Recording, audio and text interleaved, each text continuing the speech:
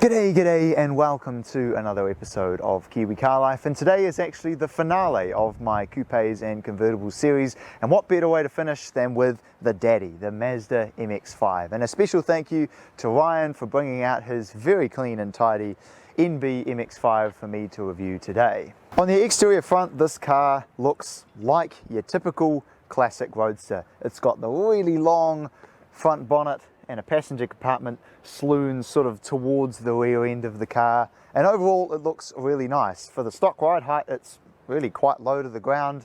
I mean, it's barely coming up above my waist here. It's got some nice BBS wheels, and the front end looks really cool too. It's kind of a happy, smiley look that you get with the front end on these NBs. Nice and simple, doesn't look too menacing or aggressive, because after all it is just a happy little roadster. At the back end it looks very clean. There's no vents or splitters or huge wings to be seen anywhere. It's all very clean, neat and tidy. With the facelift ones, they changed the design of the rear tail lights a little bit over the NA ones, and as a result it looks really nice. And this one's also fitted with a very nice sounding aftermarket exhaust, which leads us on to the engine. It's a 1.8 litre 4-cylinder engine, and it makes 104 kilowatt and about 160 newton meters of torque. So they're far from truly menacing numbers, but this car is extremely light, less than a ton in fact. And all that power is sent through a delightful 6-speed manual transmission to the rear wheels, thankfully enough, through a limited slip differential. On the interior front, everything is very simple, and of course, naturally, with it being a roadster, I've said this about every single car, driver focused. You have a really nice looking gauge cluster with just the information that you need. Your fuel, your temperature, your oil pressure, and then of course your tack and your speed. And everything else around the cabin is really nicely arranged, and it's not too cluttered, which I like. You've got a good old fashioned 90s stereo here with your CD player. Man, haven't seen one of those things in years. And further down you've just got some nice simple climate controls that feel pretty good. But I'll tell you what is solid built: the transmission. This is unquestionably one of the best feeling transmissions that you will find. It's got 6 speeds, as I mentioned before, and the steering feels fantastic as well. Like I said about that GT86, they've got all the touch points right. Steering feels great, pedals feel great, shifter feels great. Can't ask for any more than that.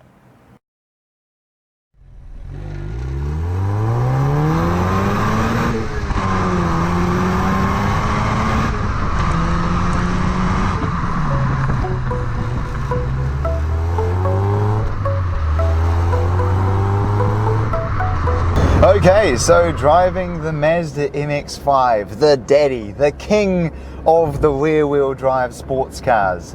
And first of all, I've been immensely surprised with the ride comfort. This is a really comfortable car. And yet, you turn the wheel and the thing just darts about all over the road. It feels absolutely fantastic.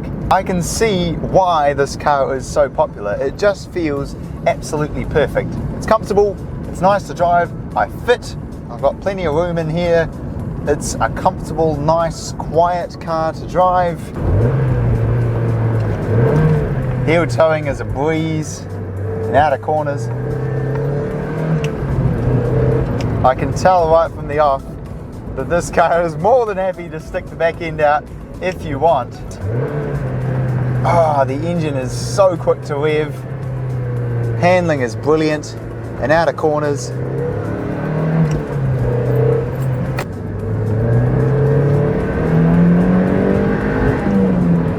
Man, this is a screamer of a 4-cylinder engine, man.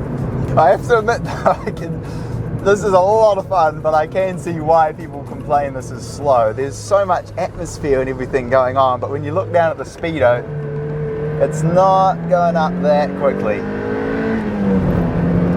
The gearbox just feels fantastic. What a car, man. I can say with confidence that this is one of the best cars that I have driven in a while. The only thing I will give it though that I'm not a huge fan of is that these seats don't really hold you in very well. The top end is not really held in so great. I have to concede though, what is really brilliant about this is that you can have so much fun in this, and yet you're still only doing like 50 or 60 k's an hour, because it doesn't really have enough power to get you into any kind of serious trouble. And it's just so fun at low speeds anyway that you don't really feel like you need to. Now that we got the top down, this is how this car was meant to be driven. This car just feels so composed through these turns. Transmission is placed brilliantly. Engine sounds fantastic. Throttle response, man, thanks to the cable throttle, is just instantaneous. And you know, I've got to say, when you get the revs up, it doesn't go half bad at all. So there we go. In conclusion, the Mazda MX-5, is it the daddy? Well, look, let's be honest, yes it is. I can see why people love these. For the price that you can get an RS Model 4 with the limited slip diff, the 6-speed manual and the 1.8, this is the best car in the world. You get open top driving experience, rear wheel drive skiddies, a brilliant shifter, fantastic engine, and yet supreme ride comfort. This bit of the road here is terrible, let me stress that, but I am not complaining about the ride comfort at all. Well, there we go. Thank you very much for watching this episode of Kiwi Car Life, and I look forward to seeing you again next time.